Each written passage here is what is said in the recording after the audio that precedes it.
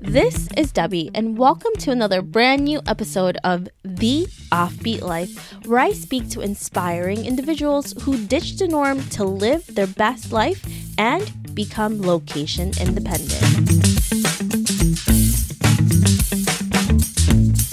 One of the trickiest things about being a freelancer is achieving financial stability for the long term. Unpredictable income and costs such as taxes can make it difficult to save. Be Solo helps you save by setting aside a percentage of your earnings and automatically pays your taxes each quarter. Through their self-service dashboard, you have the freedom to make deposits to and withdrawals out of your account, adjust your tax settings, and change your filing status. Try it for free for 3 months by going to bsolo.com/offbeat. Again, that's the letter B, solo.com/offbeat. This week, I speak with Nora Dunn, who is a freelance writer and professional hobo. Although Nora had a successful financial planning business, she decided to take the plunge and sold her company as well as all her personal belongings to travel the world. Since she has been on the road, Nora has lived and traveled to more than 50 countries around the world and has been able to sustain her lifestyle due to her location-independent writing career. Listen on to find out how Nora has been able to live a life on the road as a professional traveler and writer.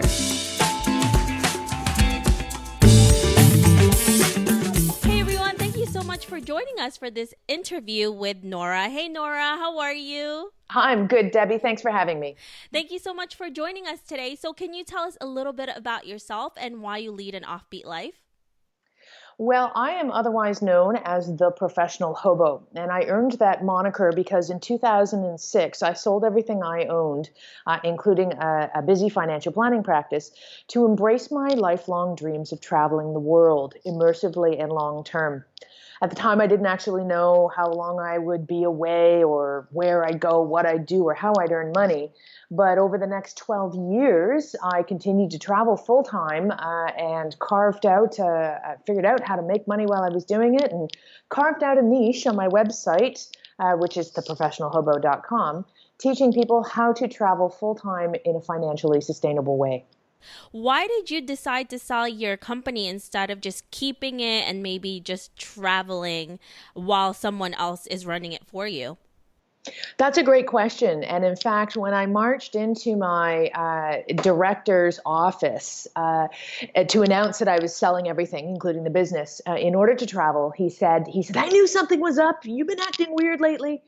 And he said, I'll tell you what we're going to do. I'm going to get somebody to manage your business for you. And you go off and you do whatever it is that you need to do for like 6 months or whatever it is. And when you come back, your practice, your business will be waiting for you. And it was an incredibly tempting offer, but one that I felt would limit my choices on the road once I hit the road. I would always feel the tie to come back to my hometown of Toronto, Canada. Not that it's a bad place or that I wouldn't want to come back. In fact, 12 years later, I am back. But I really wanted to have nothing holding me down or tying me back from embracing whatever I would find on the road. Let's just call it a gut intuition that this was a life change that I was prepared to make and to make permanently. But that's a really brave thing to do because you don't know what's out there and then you're just jumping into the unknown and you don't know what you're going to be going into. So after doing this for, you said 12 years now, what is the one thing that you wish you knew before doing this, before traveling the world and before becoming a hobo traveler, as they say? Even the things that I didn't know, which includes everything, I learned along the way, and that was a cathartic part of my process. So it's the kind of like, would you change anything? If you could do it all over again, what would you do differently? Or any of those questions I tend to regard and say, I don't know that I would do anything differently. Perhaps it would have been good to know before I left that developing an online career concurrent to learning how to travel full time and carving out my own travel style and way of being would entail a horrific work-life balance battle that continues to this day. Like work-life balance really has been one of the most difficult things for me to manage in the last 12 years, but especially in the beginning when I was busy trying to develop a new career as a writer, as well as trying to figure out just how to travel and live on the road. How did you come from the financial side of business and then to becoming a writer? Was that just something you already wanted to do, or was that something that you found that you were interested in after traveling for so long? I was lucky in that I had a lifelong penchant for the written word, and I was always a prolific writer in one way or another, but usually in ways that were either uncompensated, like I wrote my own stories, or bizarre in that, like when I wrote correspondence to my clients, when I wrote out their financial plans, I would often be quite verbose in them. That was my favorite part, was writing about them and to them. So I was lucky in that writing was something that I had always a talent for and a desire to do. And it was shortly after hitting the road that I realized, and a light bulb went off for me, and I went, hey, wait a minute. With a laptop and an internet connection, I could make a living as a writer anywhere. And this was in the days when 2006, terms like digital nomad and location independent didn't exist. In fact, most people would be hard pressed to define what a blog was. The idea of monetizing a blog was completely unheard of at that time. Were entirely to make a living as a freelance writer. However, as the years continued, of course, and online writing and blogging became an integral part of my business. For you to be in that time and space, because that's when really it started to grow little by little, and now it's a huge industry and people want to be freelancers and digital nomads and location independent. So you were, from the beginning, you've been in there, Nora. I did it before it was a thing. Yeah. Have you seen any changes from 12 years ago to now of how people understand it more, or even just the atmosphere of what it's like? So the interesting thing about how that has evolved and changed over the years, now if you want to embrace this lifestyle, you can learn how to do it very effectively and quickly. I found myself having to reinvent the wheel, because no wheel existed when I was doing it. So if there was a mistake to be made, I made it. And I stumbled my way up a non-existent learning curve as this industry was getting started, really. And the good news for me was, of course, I ended up being on the forefront of this wave. It certainly served me very well. These days, if you want to become a digital nomad, or if you want to work location independently, there are more and more opportunities by the minute. I read a statistic recently that by 2020 or thereabouts, within the next few years, 40% of the North American workforce will have the ability to be location independent. Now, this doesn't necessarily mean that everybody's going to take off and travel full time. But for some people, being location independent is enjoying the freedom to be able to work from home, spend more time with the kids, have work unconventional working hours. But one of the things that I do find is happening with the digital nomad movement is there is a certain, maybe a lack of respect or consideration for what it actually takes to earn a living. And I say this in two different ways, one of which I'll as an example, I have received many emails that go something like this. So I want to travel the world, and I'm going on this trip, and it's going to be like a 6-month trip, and I'm going with my friends, and we're going, and we're going to go to all these places, and we want to start a travel blog so it can pay for our travels, and we want to get free hotel stays and stuff, and we leave in 2 months. What do we do? And when these people email me, I'm like, wow, do you really think it's that easy? I'm almost insulted. However, I realize that Nora, you make it look easy. That's why. Well, I'll tell you what, it ain't. I'm a curmudgeonly old travel blogger who's going to tell you that I'm not here to sell the dream. It's a lot of hard work. Now, it's possible if you're willing to put in that work, if you're willing to treat it as a business and you're willing to do what it takes. But don't expect to be making a living overnight. It's going to take time, effort, blood, sweat, and tears. However, again, the perks of the lifestyle can far outweigh the effort expended, as long as you understand that, like any other business, it's a business, and a monumental amount of self-discipline is required in order to make it. In my podcast, I emphasize a lot of things that are struggles for this lifestyle because people really don't understand what it takes sometimes, and then you become really surprised that you failed at it. Well, and I think it's really worth noting that being an entrepreneur, running your own business, whether it's as a freelancer or otherwise, is not for everybody. I have friends who are absolutely brilliant, like Mensa brilliant, and I've watched them fail in their business attempts because they just don't have the personality to do it. It's not for everybody. It's worth a shot, but don't jump off a bridge if it doesn't work for you, or if your working style doesn't work out.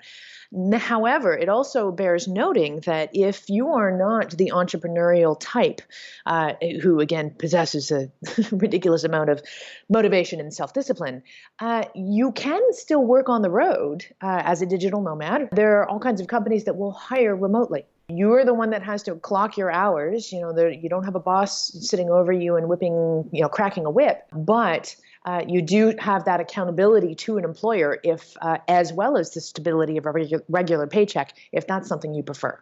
There's still a lot of ways for you to travel and work at the same time, or be location independent, like you said. Just because you're location independent doesn't mean you have to travel all the time. It just means that you can work from home, and that may be the best thing for you and not be an entrepreneur.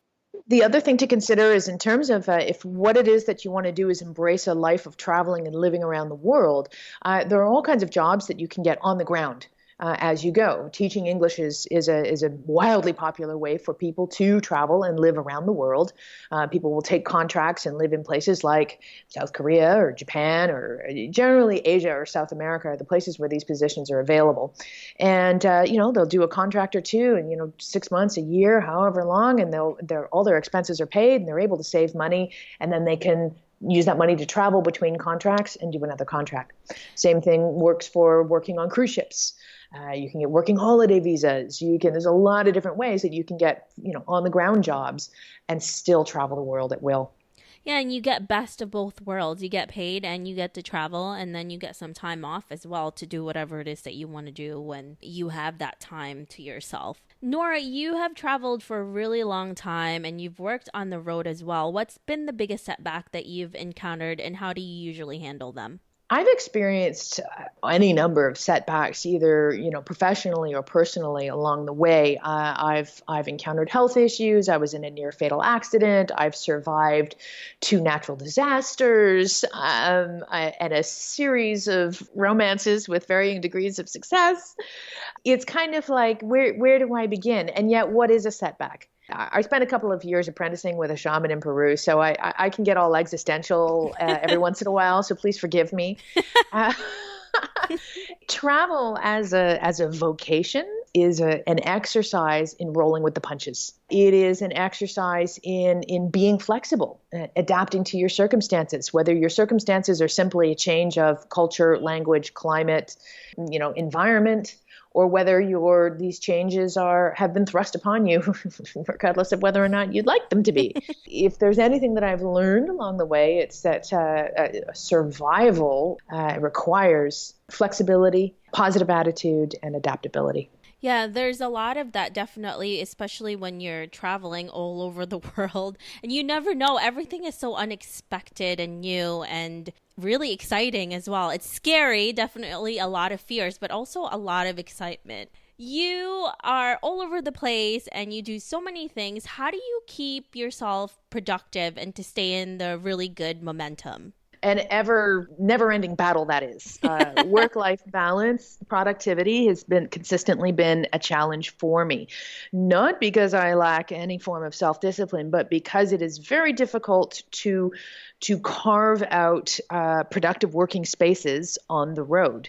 A lot of digital nomads are now turning to the ever-increasing number of co-working spaces that are out there because it provides them with a productive work environment. It's an ironic experience experience for me, having left the cubicle life, to watch people who pay a lot of money to have little cubicles in co-working spaces. It boggles my mind, but yet at the same time I totally understand it. There are challenges when traveling and working that are very difficult to manage. For example, if you find yourself staying with somebody, and this has even occurred when I've returned to my hometown and stayed with my own family and friends, no one really understands the career nor the requirements thereof.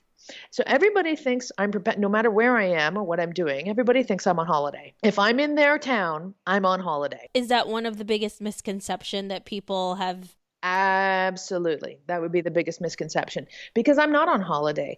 I'll give you an example. I was house sitting in Switzerland, and it was a 3-month house sitting gig. And the neighbor, after a week and a half, maybe 2 weeks, knocked on my door, asked me how I was doing, and asked me what I'd done in the area. And to which I replied, basically nothing. And she was shocked and a little bit insulted that I hadn't, taken it upon myself to discover her backyard, whatever, do what any tourist would do. I had to educate her a little bit about the fact that I have a full-time job.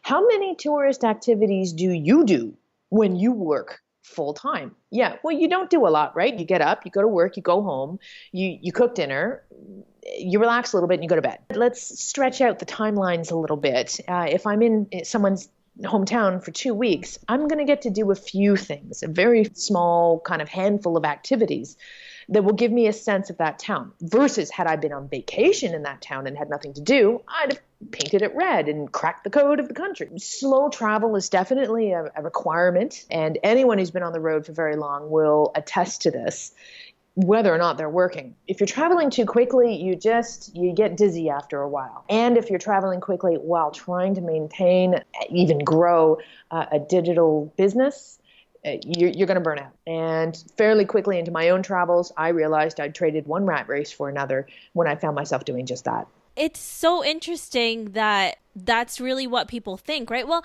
and in some ways, we kind of also show it on social media. It does show just the pretty parts. That's why I do love it when people tell the truth and they really show what it's really like. I'll spare you the rant, but I'm informally boycotting Instagram.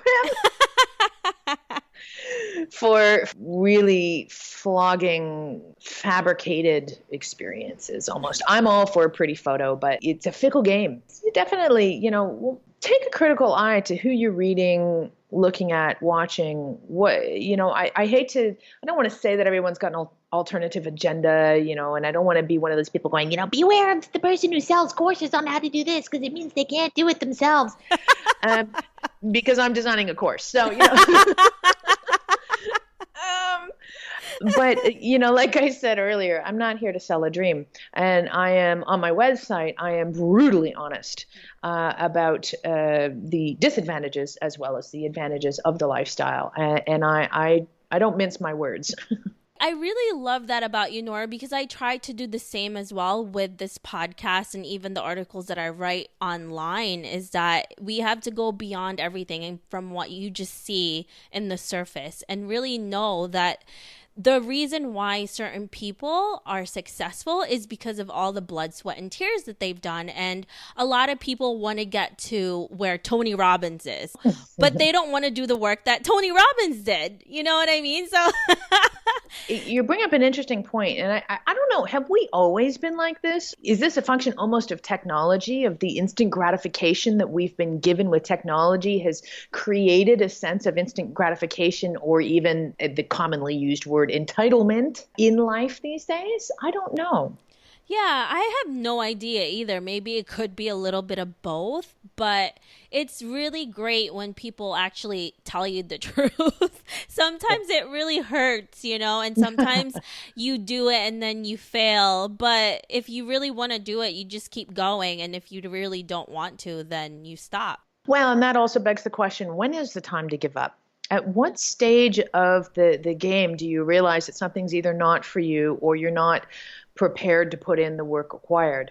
I think the breaking point is different for everybody, but I've also noticed that people are more willing to give up quickly There's not a lot of staying power for a lot of people. Again, it harkens back to my reader who thought that in 2 months she'd have a blog that could pay for her trip. And then when she realized that wouldn't happen, she gave up on the idea of ever having a blog. So, if you think about this and you're willing to actually do the work required, you could pay for the next trip. And for a lot of people, I think that succeed, it's not just something for themselves. It's something bigger than themselves, like helping other people. And there's other motivations there and passions that they want to show and they want to give back. And I think that goes beyond anything, right? Because then it's also like your passion for it and then you have the talent for it.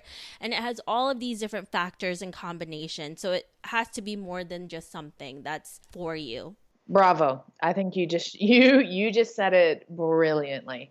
And that is it. That's the idea that you're doing something that's bigger than you. I think anyone who's a visionary or an entrepreneur has that vision of doing something bigger. That probably is the X factor that delineates those who really succeed from those who don't. Because even after so many failures, you keep going because you have that vision, and it just, sometimes you can't go to sleep because you have it, so you can't even make yourself stop even if you wanted to.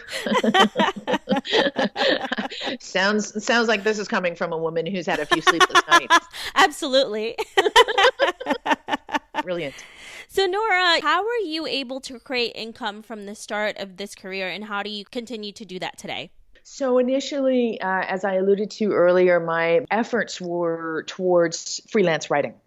Because I parlayed my expertise as a former certified financial planner, I found myself fairly organically getting gigs writing for travel publications about finance and writing for finance publications about travel.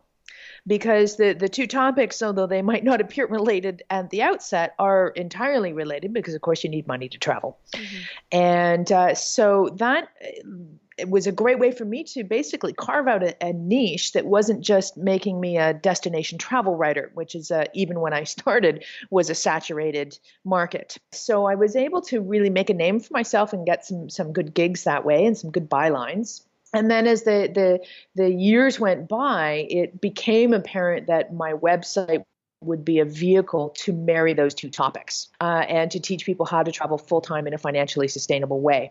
Now, the monetization of all of this, of course, is multifold. As with many digital nomads, I make income from a variety of sources. I have my freelance writing income. I still maintain a couple of monthly columns that I write regularly. One is for a publication called creditwalk.ca, so it's a finance publication, but again, I write about the travel aspect of it.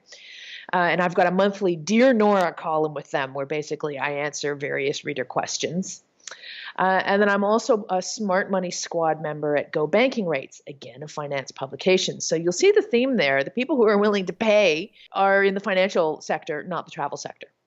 I see all kinds of travel publications saying, "Oh, come write for our website or whatnot." And if you're not writing for National Geographic or one of the major magazines, you're going to make like pennies for your efforts. So, as a little piece of advice, if someone's looking at developing a freelance writing career, or if they're looking at traveling the world, see if you could write about something other than travel. You'll probably find it to be a lot more lucrative. And then the other ways that I make money are through my website, through affiliate sales. It's a slow burner, but once you develop a series of affiliate links through, any number of whatever it is.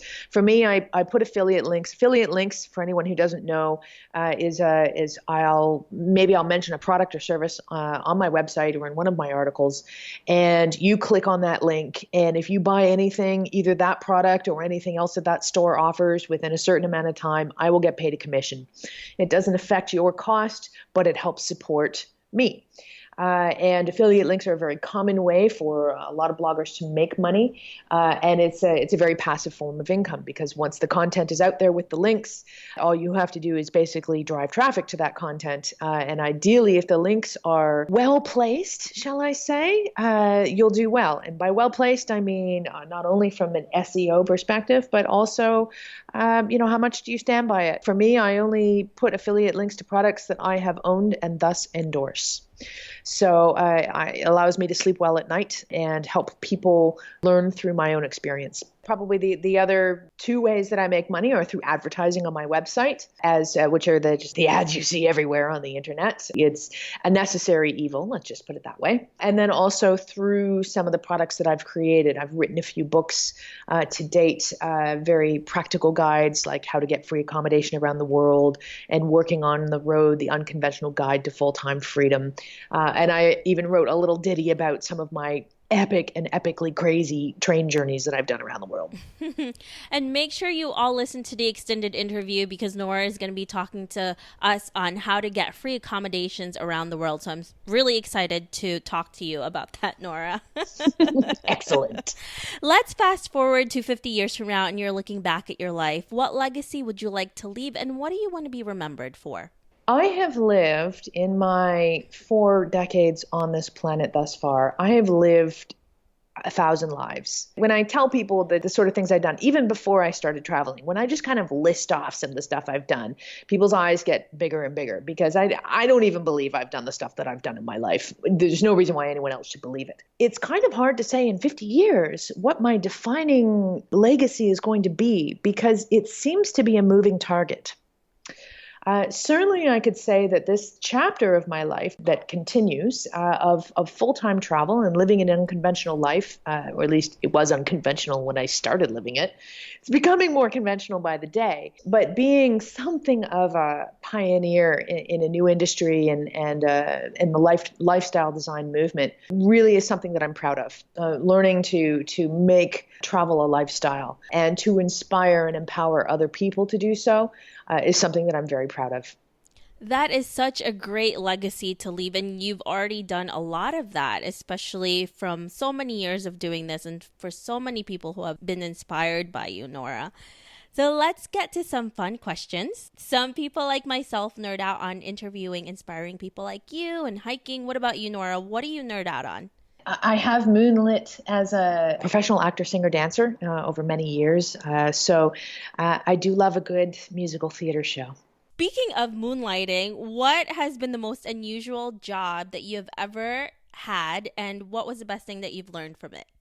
Well, hands down, I think probably having apprenticed with a shaman and co-assisted and co-held plant medicine ceremonies with ayahuasca and San Pedro is the most mind-blowing job, if you can even call it that I've had. What I learned from it is, that work literally changed my life. The ability, and a lot of it I think boiled down to the willingness and the courage to look at our stuff and to be willing to recognize the aspects of ourselves and our lives, our patterns and our behaviors that no longer serve us, and then to do the real work of changing it.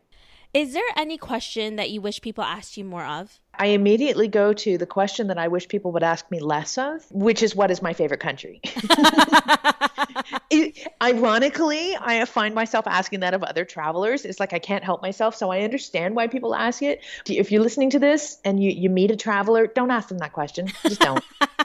Because it's like asking someone to choose among their children. And travel is an incredibly contextual animal that has much more to do with what you're doing, who you're with, and how you're feeling than where you are. Yeah. Wherever you are in that space in your life, then it affects you in a different way. What is the worst advice that you've ever received? So after about 6 years on the road, I don't remember what post I had published. Perhaps it was one that was, maybe a bit illustrative of a trying time that I'd had on the road. But someone from my hometown who knew me, an elderly gentleman, left a comment on my post and sent me an email as well. He was very adamant about this advice. And this advice was, Nora, you've been on the road for long enough. It's aged you.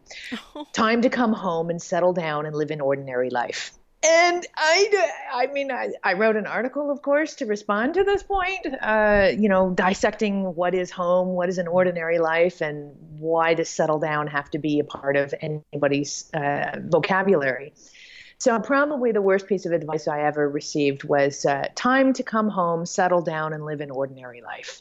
I'm not sure I've ever been capable of any of those 3 criteria, even before I started traveling. The advice was well intended, but a bit misplaced. Yeah. And again, it's what people expect of you and not thinking about everyone individually and what everyone's needs are, because we're all different and we don't live the same way. Otherwise, we would all be ordinary and it would be really boring. Well, and ordinary is a very contextual thing. It depends on your society, your generation. This was an older man, so his filter was completely different with regards to what ordinary is. And I was living such an extraordinary life. There was no ability to relate to what I was doing. There used to be a time when you could go to school, get a good education, get a job, and that job would be for life. My generation, basically we were the beginning of the end of that, because that was when I was entering the workforce, that was when people were starting to find that they were getting laid off, and that whole employer-employee loyalty thing no longer existed. Contractors were being hired more and more because it gave under the premise of giving employees freedom, but really it gave the employers freedom as well to not have to support someone and nurture someone through their careers and entire lives. So now it's more uncommon than common to have a career that you start in your 20s and finish in retirement. In fact, I believe by the time people reach 40, they've had up to 8 career changes these days. But that wasn't this gentleman's filter, right? He was of the old school of, no, you go to school, you get a good job, and, you get married, you buy a house, you have 1.3 kids or 2.3 kids, whatever it was at the time. And that's that. Everybody has a filter. And it's based on their upbringing, their geography, their climate, the economy. It's so multifaceted. Travel has really taught me to be very open-minded, even when faced with what I feel is a closed-minded attitude. Because there's a reason why that person is saying what they're saying, and we don't have to agree, but I've learned to respect that people have their reasons. As much as we are very different in our opinions and the lens through which we see life, the other thing I've discovered is that 99% of the humanity are fundamentally good people. Mm-hmm. And we all fundamentally want the same things. When you really boil it down to brass tacks, we all want the same things. So if we can remember that we share these commonalities, then perhaps it can allow us to be a little more understanding of the differences therein. What are you working on currently that's really exciting to you? Well, I don't know if it's exciting, but it's definitely time consuming. I'm not redesigning my site because I did that last year, but I'm reworking my entire website. And what I'm doing is I am eliminating I've got like 1,000 posts on my site. So for you to be able to find the content that's applicable to you is almost impossible. So what I'm doing is I'm consolidating a lot of these old little posts that I had that are very valuable but are not getting the views, and I'm consolidating them into these giant guides. And it's a new category on my website called travel lifestyle guides, and they're huge. The latest one was how to start a travel blog, and it's epic. The one before that was the creative guide to getting cheap or free accommodation. I have ones about how to file taxes as a digital nomad. What sort of documents do you need to carry with you when you travel? How do you travel with money?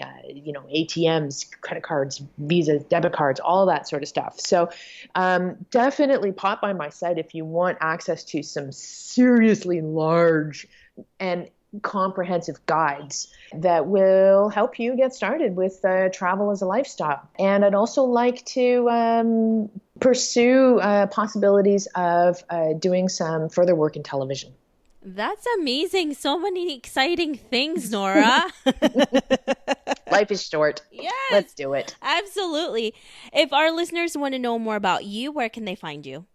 I can be found at theprofessionalhobo.com, where you will learn all about me, probably more than you wanted to even know. And anyone can contact me through the contact page there as well.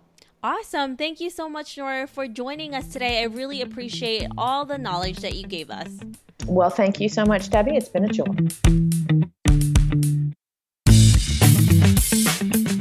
I hope you enjoyed this interview with Nora. Make sure to visit theoffbeatlife.com. Again, that's theoffbeatlife.com to get the extended interview with Nora, where she shares how to get free accommodations around the world.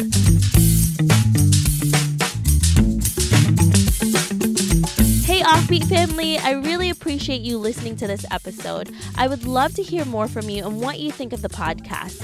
Suggestions on guests, topics we can discuss, or maybe you just want to be friends. Why don't we chat some more on Facebook at The OB Life, or send me a message at hello@theoffbeatlife.com. I can't wait to hear from you.